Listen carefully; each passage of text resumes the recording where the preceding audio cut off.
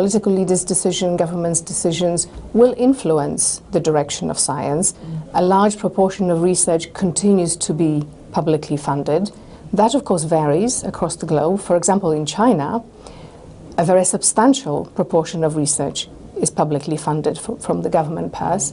In some other parts of the world, increasing proportion of research is privately funded. And I'm talking about fundamental research as well as applied research.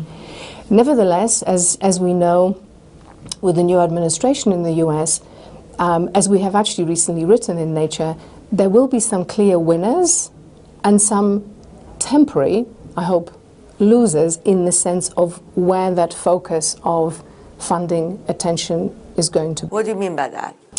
Well, what I mean by that is, indeed, the administration has made it clear that it's interested in investing in research in certain disciplines, such as, for example, AI, machine learning, computing. Those announcements have already been made, but will at the same time in some way find those funds by diverting them away from other types of research. And one of it, for example, is climate change research.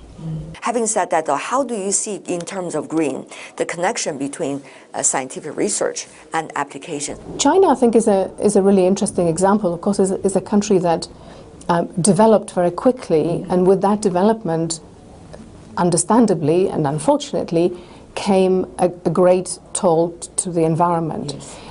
And for that reason, realizing that quite rapidly, China began to develop a really interesting number of solutions, really nature-based economy solutions. There are some wonderful examples and wonderful experiments, if you like, in evaluation and governance that are going on in China. And that could be an inspiration for other countries.